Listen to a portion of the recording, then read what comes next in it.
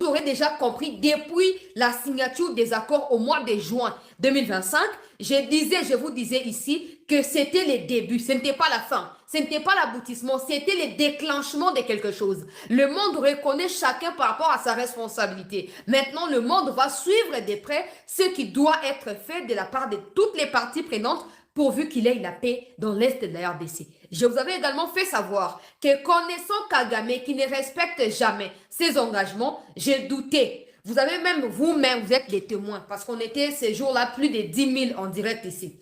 Le jour de l'enterrement, le 4 décembre 2025.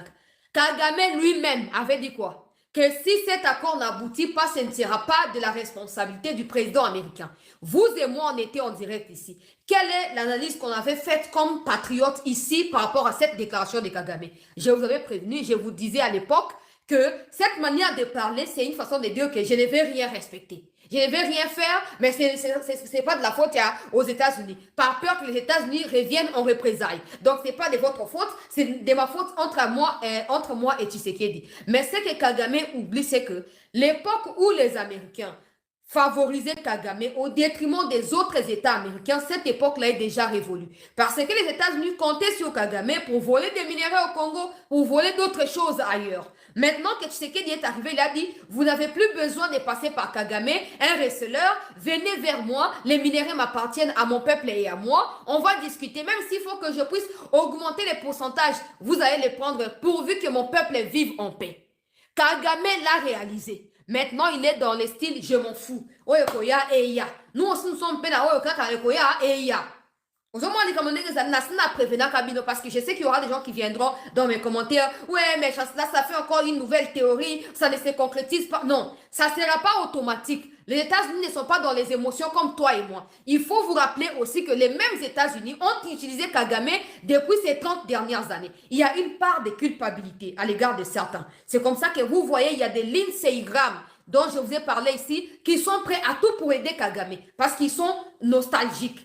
Mais maintenant, là, lui, on voit les choses comme Trump, lui, il est maintenant. S'il faut négocier, c'est maintenant. S'il faut faire les marchés, réouvrir les détroits d'Ormuz là-bas, de faire les minéraux au Congo, c'est maintenant. On voit qu'il y a maintenant un peu comme l'accélération, ce qui s'est traduit à une forte pression sur Kigali. Mais je vous avais aussi dit que pour que les États-Unis parviennent vraiment à déstabiliser le Rwanda, ils vont commencer par créer des opposants en interne. C'est ce qui est en train d'être fait. Ils ont d'abord consulté ces opposants-là au niveau des États-Unis. Après, là-bas, ils ont consulté les autres au niveau de l'Union européenne. Ils sont en train de les accompagner. Je ne serai pas surprise que demain, qu'il y ait une déclaration de nous, coalition de ceci, coalition de cela. Je ne suis pas en train de me baser sur ça parce que c'est une affaire rwando-rwandaise, ça ne me concerne pas. Mais dans le point où leur présence en tant qu'opposition pourrait aider les Américains à mettre de côté Paul Kagame, là, on va les soutenir. On va les soutenir. Donc, nous devons renforcer notre patience, pas dans la distraction, mais dans le suivi de ce qui se passe. C'est comme ça que de temps en temps, on vient ici, on vous tient informé de tout. Dans les détails, dans les explications, on vous donne des sources si c'est nécessaire. C'est pour vous permettre d'être en stand-by, de vous dire, je ne suis pas seulement observateur. Je fais un suivi à ma manière, je suis l'évolution de la situation, j'évalue la situation et je suis en train de renforcer ma foi dans cette situation. En fin de compte, c'est nous qui allons gagner. Tobandelaka makambo mosusu po ekotaka biso na mutu malamu na sina prevenaka bino ke o eza ebandeli ntango basinye baaccord ntango basali baenterrinement ezali nini ezali ebandeli nano ekomi na suka te biso nyonso tofandi tozomona ndenge nini Kagame akomi kocharge maloba lelo batroupe eza na Congo lobi eza te lelo oye bazali me eza likambo te boye na boye nyonso wana baaméricain bauti komi prononcer sur yango lobi. Bongo ambassadeur ya mboka na biso na kati ya ONU a humilié délégation ya Rwanda, a humilié ambassadeur ya Rwanda na kati ya nini, na kati ya conseil de sécurité kuna. Loko a Rwanda mesana na likambo ya oh non soki batotel baza mi na eka ba congolais soki banani. Ambassadeur na biso Zenon alobi comment un pays o la bomi ba tribu na ba ethnie nyo sotika na deux ethnies. Oyo a hiérarchisé ba ethnie. So ozali a etini songo ko occuper poste pakala. Mais so ozali a etini ozali a basse classe selon Kagame. Ozali na droit ko occuper poste te.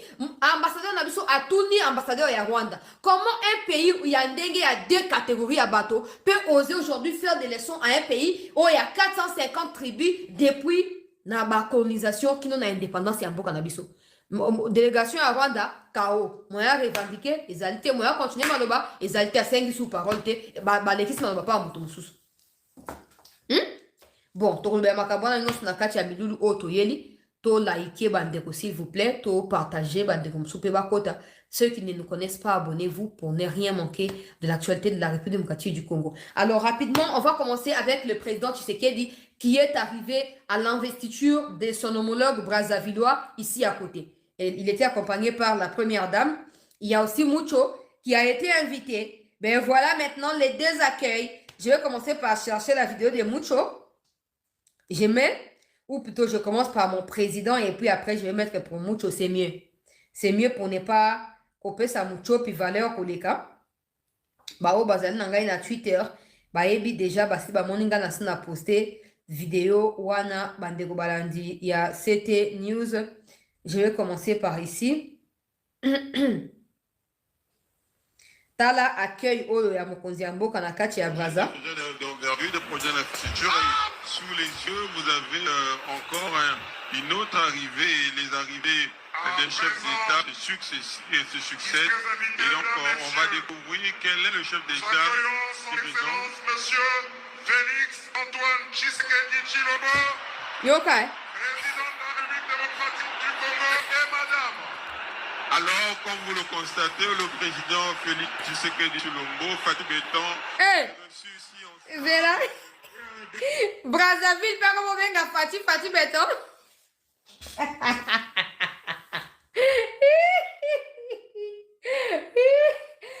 Bah, journaliste et Zangaïté. Son Excellence, monsieur Félix Antoine Tshisekedi Tshilombo, Yokai. président de la République démocratique du Congo, et madame. Alors, comme vous le constatez, le président Félix Tshisekedi Tshilombo, Fatou Béton, reçu ici en... Vera. Brazzaville, pas comment venga Fatih Béton.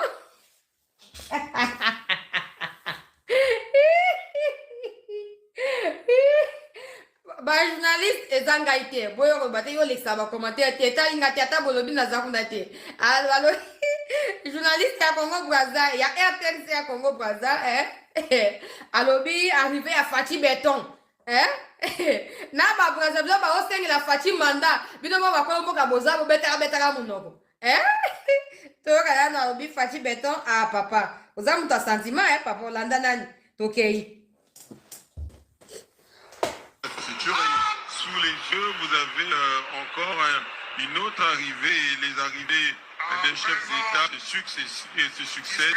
Et donc, on va découvrir quel est le chef d'État Son Excellence, monsieur Félix Antoine Tshisekedi Tshilombo, président de la République démocratique du Congo, et madame. Alors, comme vous le constatez, le président Félix Tshisekedi Tshilombo, Fatou Béton, est reçu ici en star. En star. Ça, c'est selon les effets de la proximité.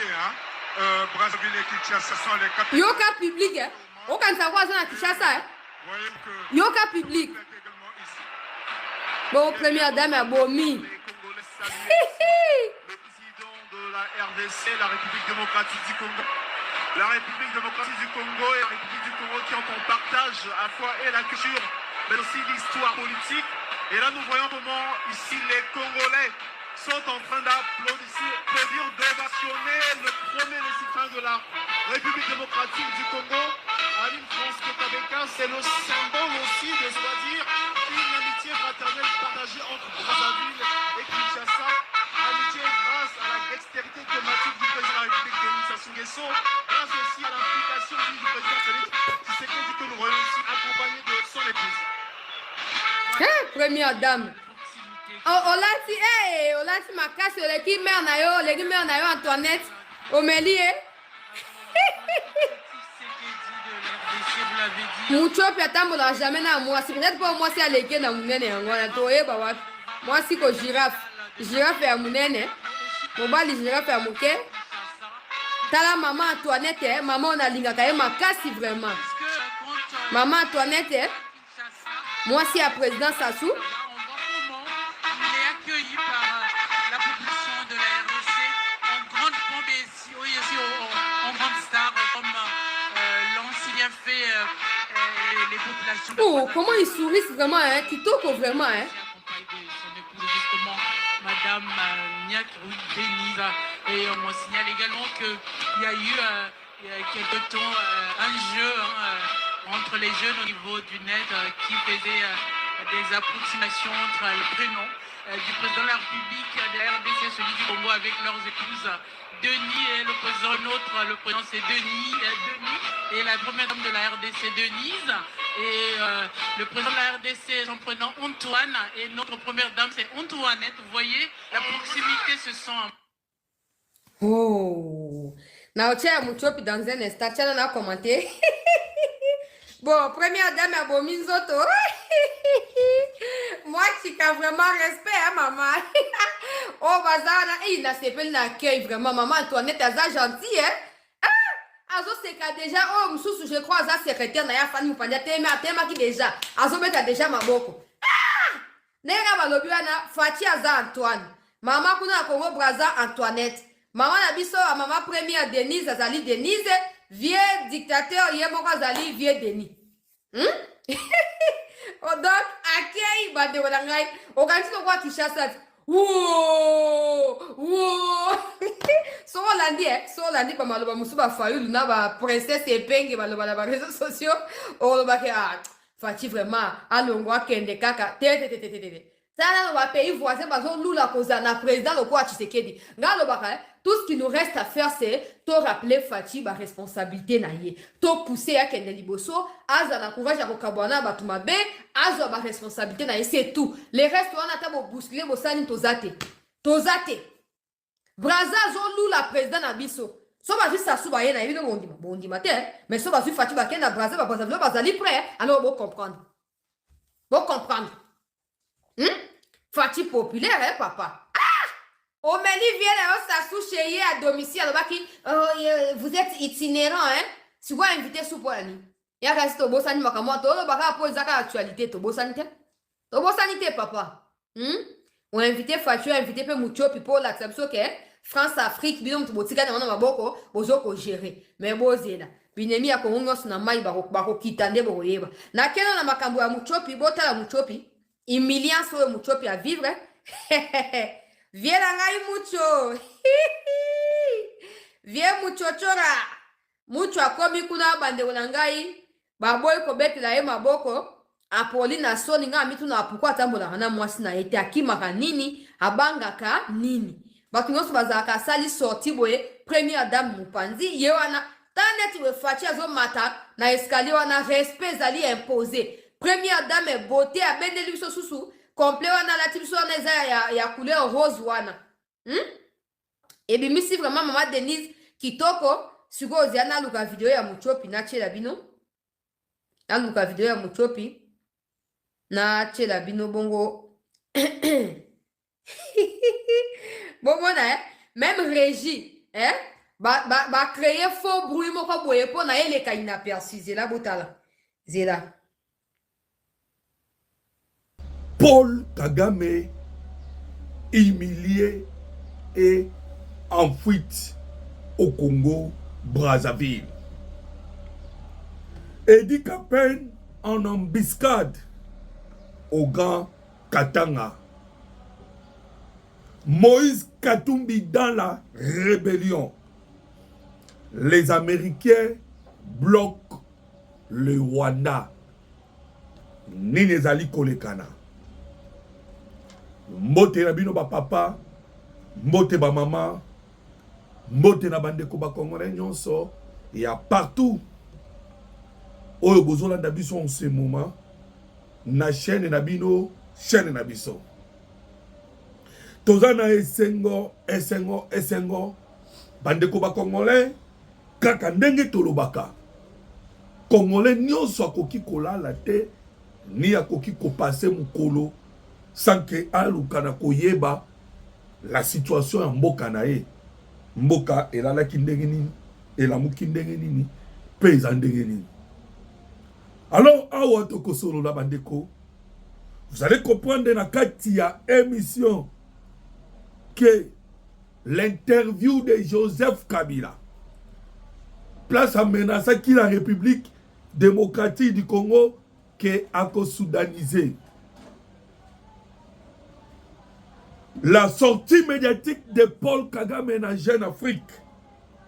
Place nini Paul Kagame alobaki que il est prêt de soutenir tout a passé par le Rwanda et à la République démocratique du Congo. Et en quelque sorte, lui ne fait que soutenir un problème des Congolais. Bande Koba Congolais, les États-Unis d'Amérique a dit non, encore une fois de plus.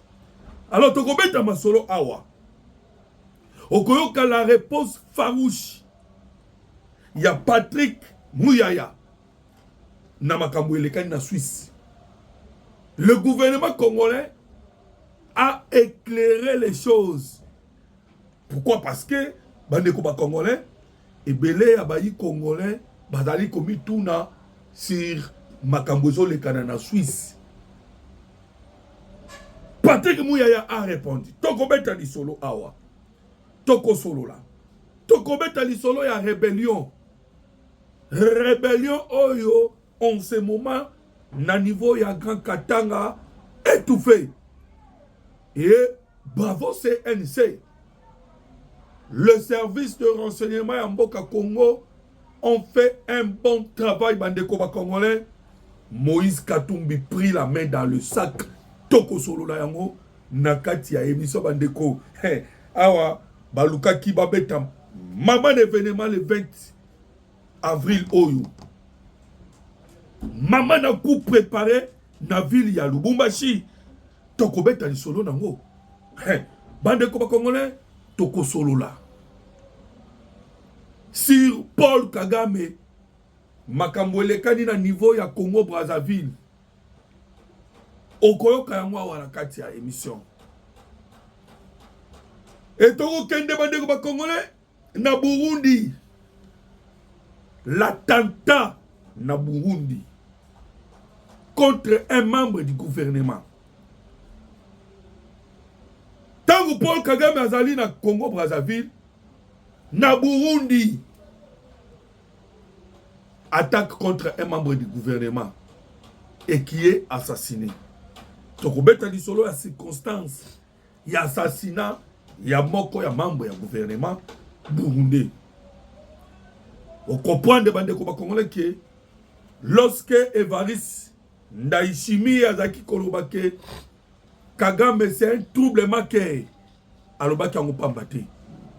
Alors to solo yango bandeko awa na kati ya émission bandeko tokupeta pe lisolo ya ba ndenge États-Unis d'Amérique est en train de bloquer, de neutraliser, d'étouffer les stratégies ya Paul Kagame soutenu par la France.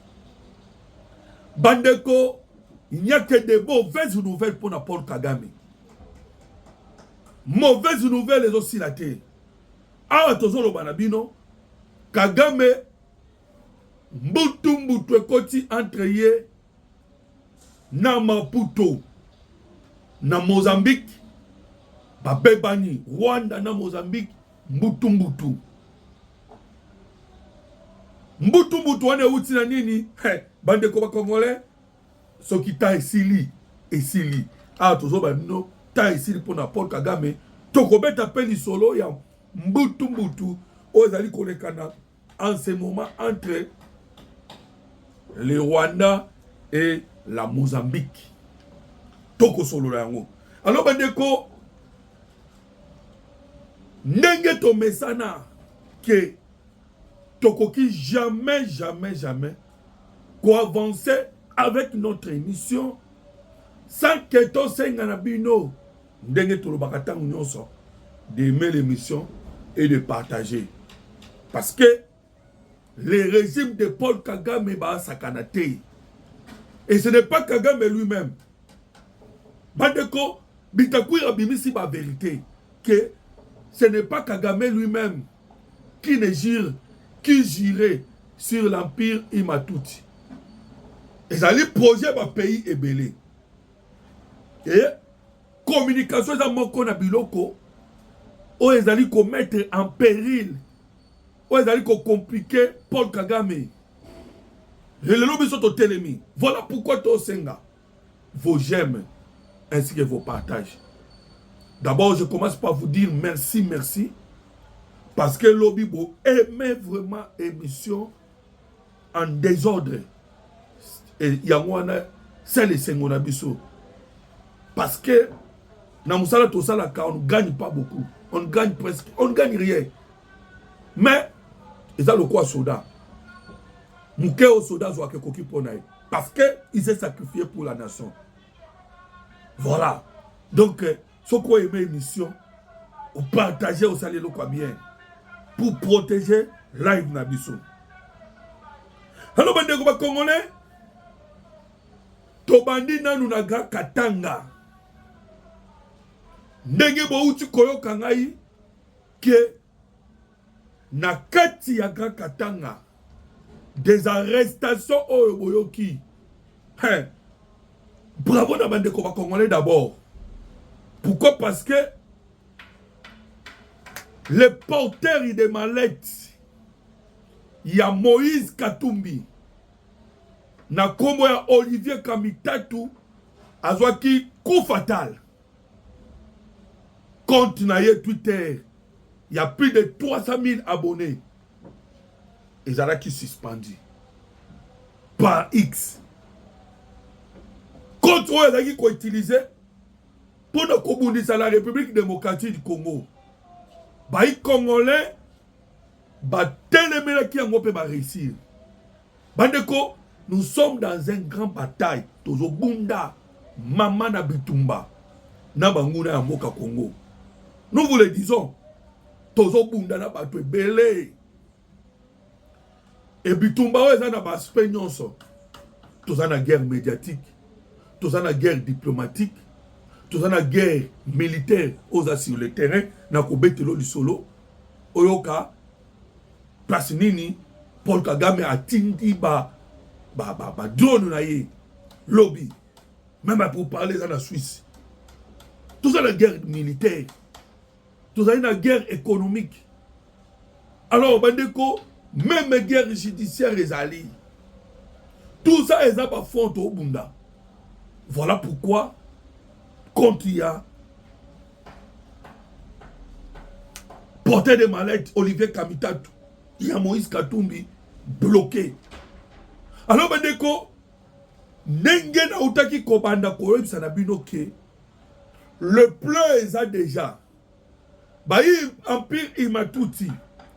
Parce que l'objectif, Joseph Kabila Zalaki Nayango, est Zalaki objectif.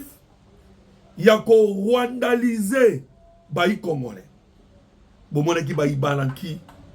Bande ko ba Congolais ba vérité bimi. Na makambo etali balanki. C'est lui qui avait pris cette décision. Même l'annonce. Il y a que Rwanda ya Kotonga. Ba site. Oyo boyokaki na Goma. Après volcan. Il y a Nirango ndenge tombokaki. Donc, c'était l'objectif qui infiltrait tout. L'armée, l'administration, partout, va infiltrer même la politique. Des politiciens, non, sont vandalisés. Pour notre objectif, il y a qu'on balkaniser. Vandaliser pour balkaniser.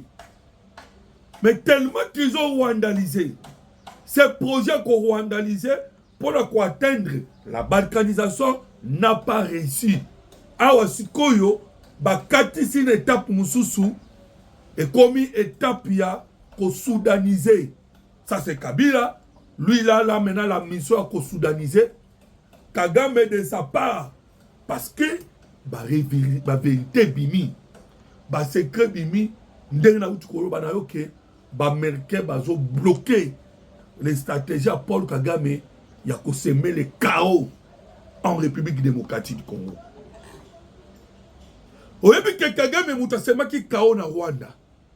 Génocide autolobaka na Rwanda, c'est Kagame. C'est Museveni mutasema chaos na Soudan. Peba memi mamoko Soudan et Kabwana. Soudan du Sud na Soudan. Oya Khartoum. C'est Museveni. Na Rwanda ba créaki chaos tant baboma ki Cyprien Tariamira ya Burundi ba ekoboma Juvenal Habyarimana ya Rwanda l'ancien président. Et c'est Kagame, nous avons bêta avion. Et puis, et de son part aussi, Museveni, il y a quelques moments, John Garang. Oh, déjà, après le pourparlers qui vice-président, il y a Soudan, Kaokuna. Maintenant, leur objectif, Baya Kochasko Kao na Congo. Bande Koba Congolais, je vous l'ai dit que bravo dans le service de renseignement parce qu'ils ont mis la main na bando kinyo surtout Yamboka Congo. Hey, bango tout bazwami. Et c'est Moïse Katumbi. Cible na bango zaki Grand Katanga. Voilà pourquoi Tozolo Bake bravo na Edi Kapen. Bango na yoso bakuma ide ako annoncer Edi Kapen a Koufi. Edi Kapen a Koufi. Yoka kolela Moïse Katumbi. Moïse Katumbi a Zoloba. Des hommes en tenue militaire ont été enlevés par M. Raphaël Mututa, Michala Alumbashi, patati patata. Notabilité des noms, tout ça, mais c'est un tombé dans la Comboya. Raphaël Mututa, Michala est une voix, un repère, patati patata. Et le messie en question, Azapenani, c'est Raphaël Oto Uchukoyoka, Moïse Katumbi, Azali ko défendre Mututa Michala. Et Zali Bao Bazaki ko préparé. Kao Naga Katanga. Bino mo boyo kaka Moïse Katumbi. Cette qui continue à continuer à sauver le Congo. Ba préparer qui est le Congo sakanate. Boyo kaka cette qui continue à tirer na makala. Et ils avaient préparé le Congo sakanate. Moïse Katumbi nandenga clandestinement azale qui déjà kotonga l'aérodrome ya Moulonde bien préparé pour que ememaka ba matériel ememaka minduki ememaka nyonso pour baluka ba kwesa Katanga. On avait tout fait cela. Chauffeur Moïse Katumbi a tout dévoilé. Alors ce qui deuxième série au bala qui ko préparé. Tant boyoka qui Edi Kapen koya awa na Kinshasa ezalaki na l'objectif azwa ba consigne et tangu Edi Kapen na zongika na Katanga a étouffé nyonso o balaki ko préparer Moïse Katumbi, Joseph Kabila bata kao na Katanga. Alors ba ndé koto kolobawa il y a des officiers arrêtés. Bakangi Bango. Et l'objectif est là qu'il est 20 avril. Ba créer maman na double. Moïse Katumbi a otikate. Moïse Katumbi, yoko otikate. Boye bobomi ba Congolais. Bo piller ba Congolais. Nyonso bo sali ko kité. Bo komi ba riche. Netu oyo Hippolyte Kalambe. Na ebité soki a lukanine. Même Moïse Katumbi a otoloba. Ils sont devenus riches. Bayaki na mboko elokute. Ba komi riche na mboka oyo. Mais ba koka kokende ko vivre na richesse bazute. Kaka ba déstabiliser la République démocratique du Congo. Bande ko ba Congolais, est-ce que vous comprenez cela? Donc, ah tozolo banabino bandeko ba tche bango maboko. Tenyema bayaki kutu basombi bateni nyonso bazosala eloko tezo simba. eloko ata moko te bandeko bazotuna nga bakeso ntango nyonso docteur aza wapi docteur aza wapi nayebisaki bino déjà bien que ndeko docteur il est en bonne santé ndeko docteur est en bonne santé mais aza convalescent azui traitement ça nous demande du repos voilà ezaki moi précision parce que nous sentons ma question à tout moment bazali kotuna biso ndeko docteur ndeko docteur. Les États-Unis d'Amérique bandeko ba congolais au travers ambassadeur na ye yoka maloba États-Unis d'Amérique. Les États-Unis d'Amérique ont exprimé leur profonde déception face à l'escalade continue du conflit par le Rwanda qui constitue une violation directe de ses obligations en vertu des accords de Washington. Les États-Unis d'Amérique ont réitéré leur appel au retrait immédiat des troupes rwandaises. Bande Koba Congolais, Rwanda a une déclaration aux États-Unis d'Amérique. Bande Kona niveau du Conseil de sécurité. Balobi na Paul Kagame retirer ba troupe na yo. Pourquoi les États-Unis d'Amérique Balobi na Paul Kagame retirer ba troupe na yo? C'est le Paul Kagame, il ne lâche pas. Lui, son objectif, a koluka tangu nyonso kaka congoliser makambo oyo. A congoliser les conflits au Congo. Hey, sorti na médiatique na uti koloba, ya Jeune Afrique, média ba français, bazo travailler en français. Voilà pourquoi Amérique a concédé té. Tangu nyonso Amérique alingi ata likambo ba M23 té. Bandeko, je vous dis que pour les États-Unis d'Amérique, M23 Zate, c'est le Rwanda. Voilà pourquoi Baolo na Rwanda tangu nyonso retirer ba troupe na yo na Congo. Awa dossier à Rwanda ya ba M23 Zate. Maintenant vous avez quoi que la réponse farouche de Patrick Mouyaya a répondu. Bandeko Mouyaya pesi réponse pour na makambo le Canada Suisse yoka Mouyaya. Et vous allez comprendre que la République démocratique du Congo na États-Unis d'Amérique tous dans la même longueur d'onde. Tous ensemble. Pour na biso na pour les États-Unis d'Amérique M23 n'existe pas, c'est le Rwanda et Paul Kagame Sengeli a retiré ma troupe na na sol congolais. Mais autour de la question ya qu'est-ce qui se passe en Suisse? Le gouvernement congolais répond à Suisse. Parce que ce que makambo koleka na Suisse à un moment l'objectif faisait kinine. Et ça ba que ba benda le M23 à côté na kata lisolo. Yoka Mouyaya et puis bandeko ba congolais okoyoka vous allez comprendre que na Suisse rien et donc malongo ezate. Objectif ya kamoko le retrait des Rwandais dans le sol congolais. Nous faisons notre part. Patrick Mouyaya porte-parole au gouvernement Zoloba. Nous faisons notre part dans la mise en œuvre des engagements souscrits dans le cadre de l'accord de paix conclu à Washington avec le Rwanda le père. Autant nous poursuivons les discussions en Suisse avec le fils M23 dans la suite du processus de Doha.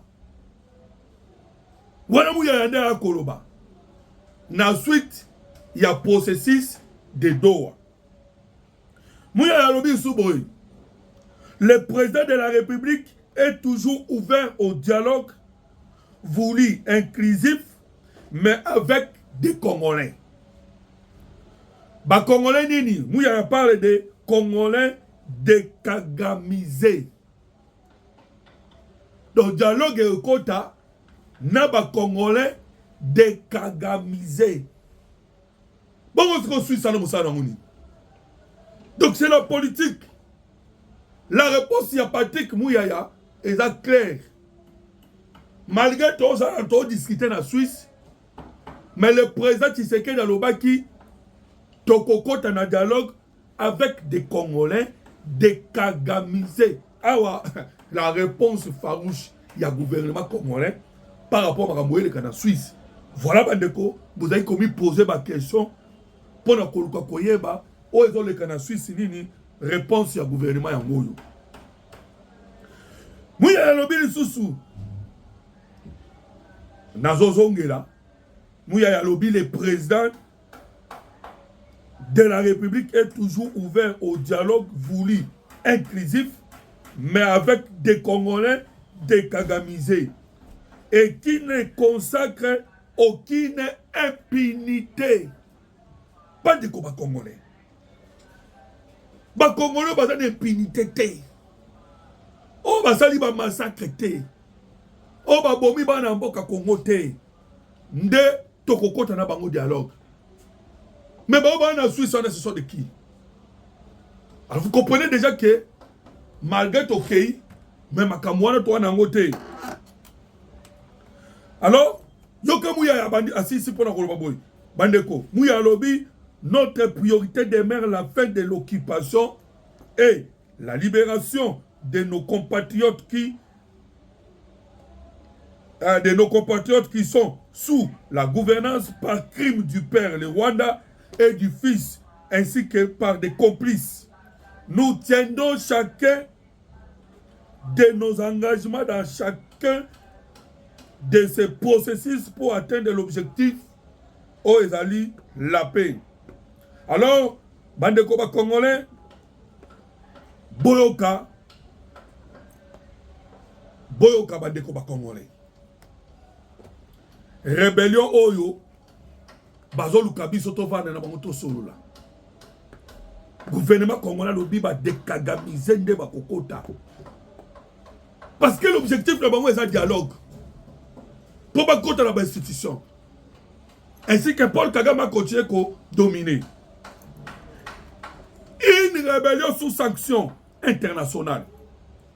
Pour des crimes graves. La confiance à l'épreuve de fait. Alors que certains acteurs continuent de plaider pour une reconnaissance politique, une réalité factuelle s'impose. 13 leaders de la rébellion du M23 sont sous sanction pour des crimes graves, allant des crimes de guerre au recrutement d'enfants soldats, en passant par les violences sexuelles et les exécutions extrajudiciaires. 13. Il y a des leaders.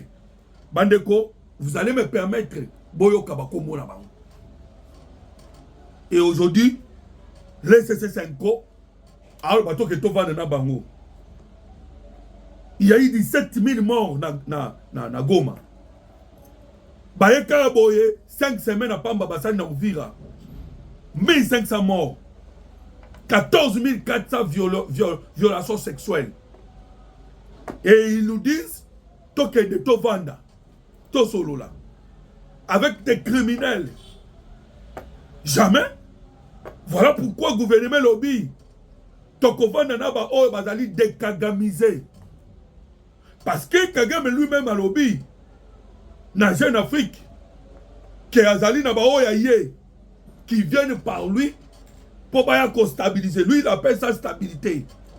Alors que depuis 1994, au Kagame Zawana, notre pays est déstabilisé. Mais lui, il parle de stabiliser l'Est. Or, tu as qui déstabilise l'Est avec des Congolais. Au Bazali Kagamizi. Yoka Suko Bandeko, au Mona, ces gens-là, Oyo, Bazolo Babisoto Keneto Vandato Solulana Bango. Jamais. Et la France est derrière. France à la Sima. Tous les manœuvres, même dans la Suisse, c'est la France. Ça, c'est pour éclairer les Congolais. Oyoki Patrick Mouya Lobby. Mais déjà, la guerre des causes Oh, bah, hier, mais veto, bah, kenai koluka kuna, bazute.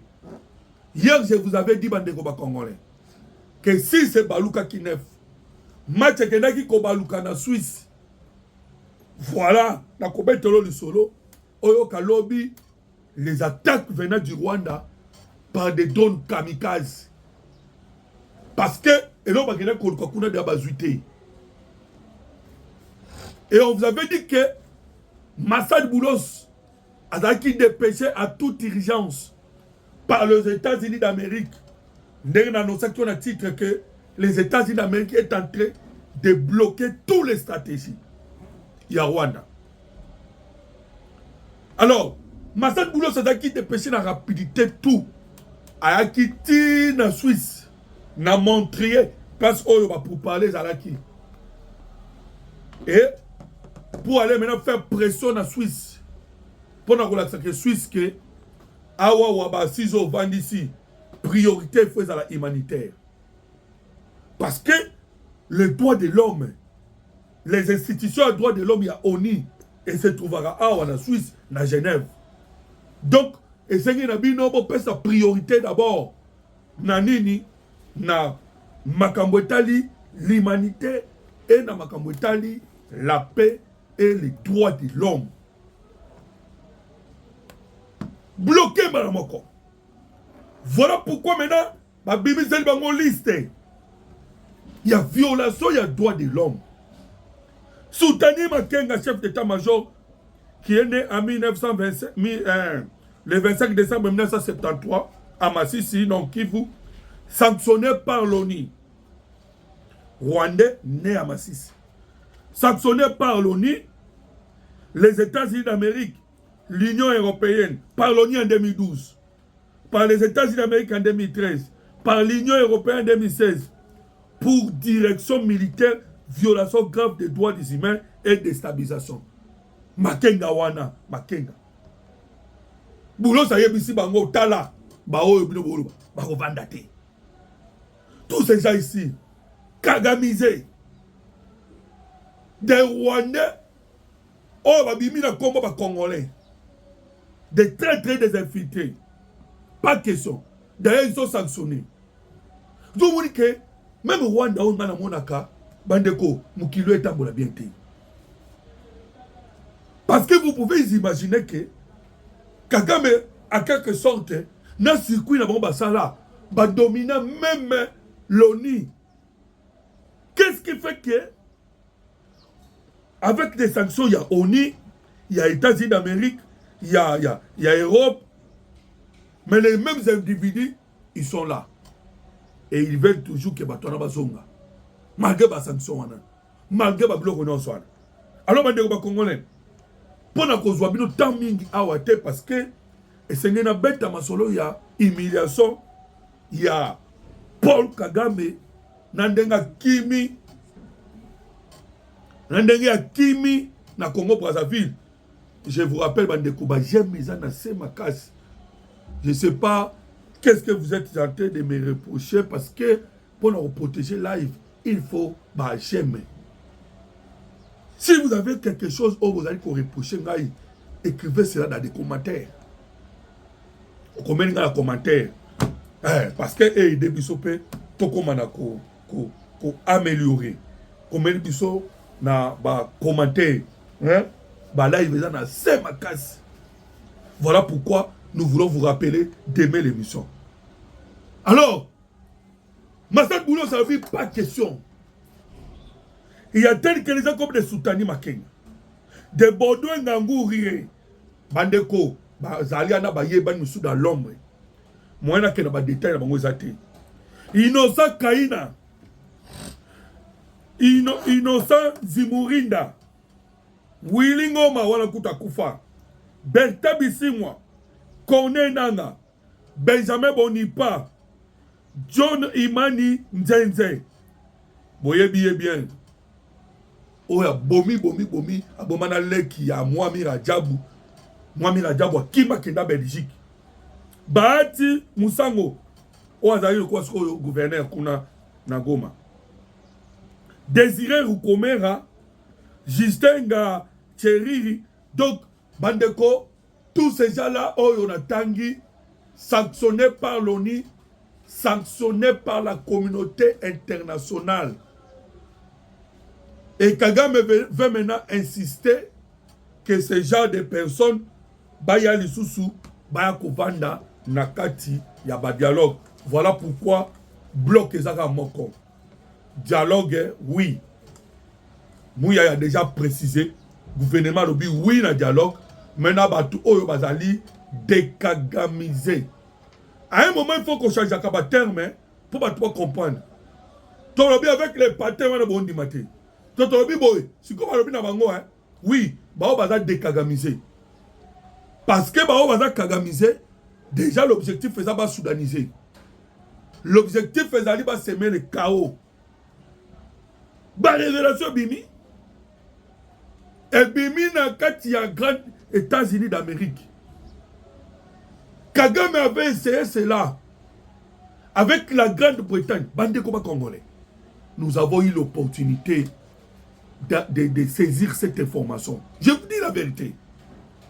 Kagame préparait déjà le massacre dans l'Est de la République démocratique du Congo à cause de la Noé FARDC et dans l'objectif, il y a pas 4 parties à Grand Kivu. Et Batouania qui va même dossier la Grande-Bretagne. Il y a tant de Tony Blair, il y a tant de Johnny Bonson. Et c'était tant de Johnny Bonson. Ils ont préparé un document. Maintenant, c'est la caca, confrontation, baloba, massacre l'équipe de Koufi pour que la paix n'a partie est. Il y a eu la guerre qui a duré plus de 25-30 ans. Maintenant, Nègre massacre la Soudan. Bakata. Mais Dieu merci, bande de Congolais. Document wana nazoloba. Tangu 15 temer. L'actuel premier ministre Aye Kokota. Na 2024. A longo li ba mobilo kwana nyonso. Parce que lui il est travailliste.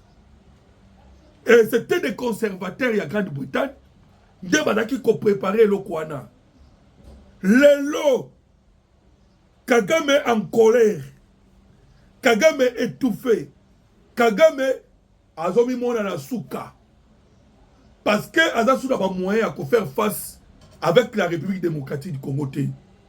Voilà pourquoi Atini Hippolyte Kanambe Yokende travaillait dans ma camotage soudanisation. Bandeko na ba chinois. Vous voyez que le gouvernement congolais tokanga ba chinois, tokanga ba nationalité nyonso. Tokangi bango awa na République démocratique du Congo.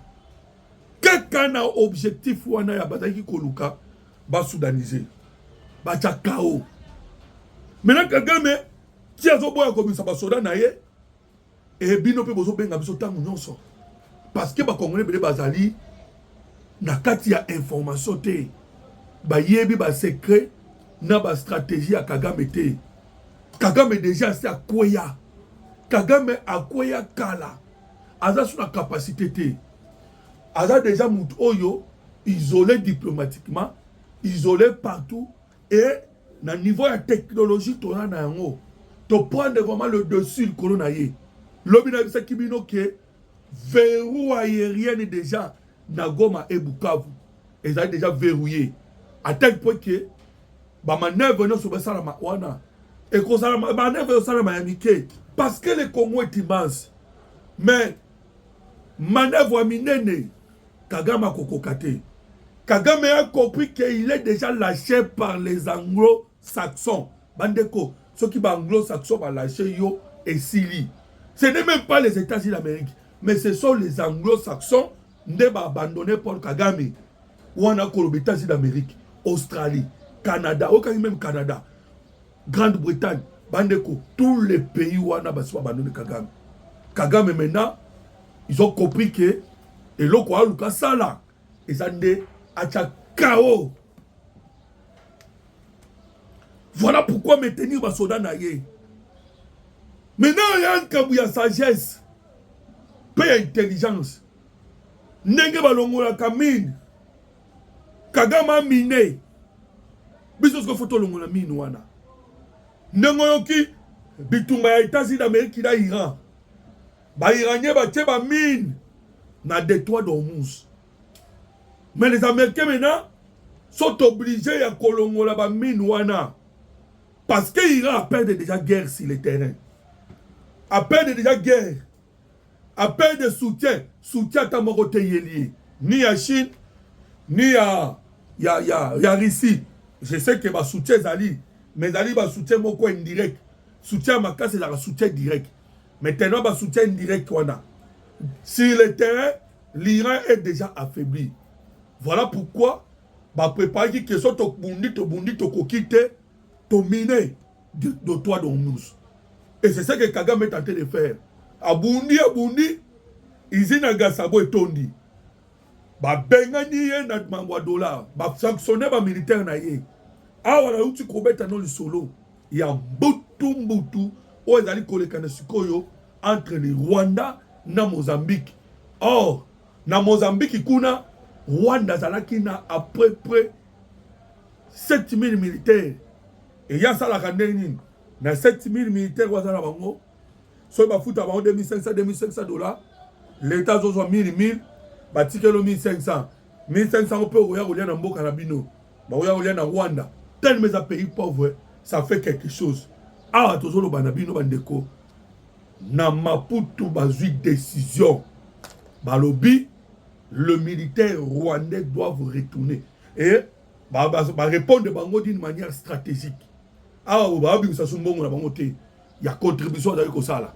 Maintenant ce koyo, salaire à Kagame et Kiti et bakomi ko tia pression na Total Énergie parce que ces militaires qui sont là-bas, ils ont dit Total Énergie de attaquer pas moyen.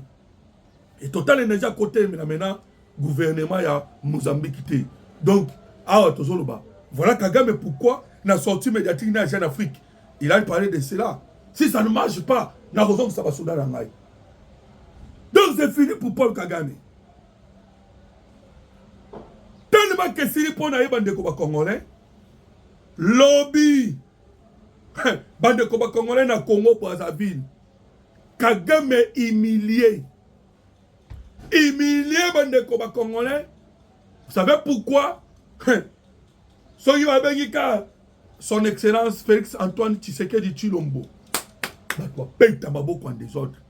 Babengi son excellence Evariste Ndayishimiye beti maboko. Tant babengi Paul Kagame. Kagame a tchaïka aboui. Silence. Bamabo que betami a malongate. Vous savez pourquoi? Humilié pe azongi na lombango mingi. Et vous sentez, Bandeko, c'est là où je vais finir. Vous sentez que Kagame a besoin d'Evariste Ndayishimiye. Bandeko, bo tchana no ba j'aime, bo commenter pe bravo na Evariste Ndayishimiye. Kagame a besoin de Ndayishimiye. Bandeko, ce qui Tshisekedi a solo la kana Ndayishimiye te. Mais le to perdant déjà notre pays kala, mais Kagame déjà a balkanisé qui? Parce que le plan de balkanisation et c'est comme accumule. Mais Tshisekedi a convaincu Evariste Ndayishimiye a même Evariste Ndayishimiye na la République démocratique du Congo. Ezali eloko o esalaka Kagame pasi na mutema, o esalaka France pasi na mutema, o esalaka ba impérialiste pasi na mutema. Et vous allez voir pourquoi Evariste Ndayishimiye est sous pression. Il y a communauté internationale. Pourquoi? Parce qu'avec Evariste Ndayishimiye, il y a la facilité à déstabiliser le grand Katanga. Lobby Kagame a monné Evariste Ndayishimiye. Vous sentez vraiment que Kagame a besoin de Ndayishimiye. Ayembangu, attendez le beau. Et quand vous voyez Ndayishimiye dans la vidéo, Ndayishimiye a la tendance à contourner Paul Kagame. Mais subitement, Kagame a landisa mbote pour dire qu'il a besoin de Ndayishimiye. Na plan na bango ya ko déstabiliser la République démocratique du Congo, ils ont besoin de Ndayishimiye. Mais Ndayishimiye a dit non. Pourquoi pas Bisoba Congolais? Tokoki Koloba bravo na Evariste Ndayishimiye. Par nos commentaires, par nos j'aime. Parce que Evariste Ndayishimiye a l'acquis que on ne fait pas quand ça brûle sur les voisins. Bandeko, vous savez que dans l'Est de la République démocratique du Congo, nous avons 14 000 hommes. Il y a des Burundais, Oba Okufa, Pona, Baï Congolais. Bandeko ba Congolais. Donc, Evariste Ndayishimiye a soutenir la République démocratique du Congo. Voilà pourquoi on constate que Kagame na Congo-Brazzaville, Evariste Ndayishimiye na Congo-Brazzaville, mais kuna na Burundi, Bakeko assassiné. Bakeko assassiné le ministre de la communication. Bandeko ba Congolais, assassiné, Bakeba Boakiye. Et on voit Kagame là derrière. Et vous savez pourquoi? Lorsque la communication, ils ont frappé Bazali Koluka, pour déstabiliser le pays. Bandeko ba Congolais, c'est la personne qui communique na Jawana, Ndazali ciblé. Ah, Tozolo Banabino, Patrick Mouyaya Abimisa, Mo Tolobaka, poison rwandais. Mais ba rwandais à leur tour, balobaka poison congolais. Bango balobaka poison Mouyaya. Leur cible c'est Patrick Mouyaya. Pourquoi? Parce que Patrick Mouyaya azali ko panza ba lukuta na bango. Maton Domingue Nabino, numéro Nabiso c'est le plus de 143 89 40 330 80. Plus de 143 89 40 330 80. Que Dieu vous bénisse.